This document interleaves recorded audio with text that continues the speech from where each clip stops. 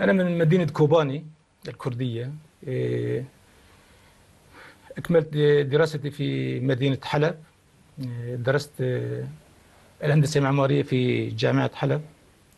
منذ أيام الدراسة شاركت في العمل السياسي كناشط سياسي كردي. اعتقلت عدة مرات من قبل الأجهزة الحكومية السورية.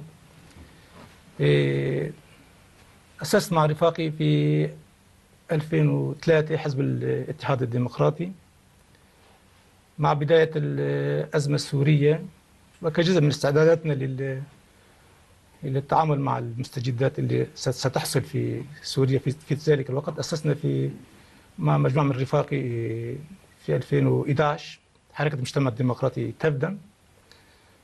مع ظهور بوادر الحرب الأهلية في سوريا قمت مع مجموعة من الرفاق بتأسيس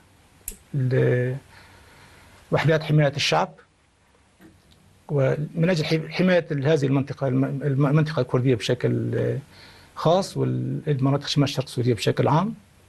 وتحول الوحدات حماية الشعب فيما بعد بمشاركة قادة من المكونات الأخرى في المنطقة، قادة العرب والسوريان الآشوريين والتركمان الآخرين في عام 2015 إلى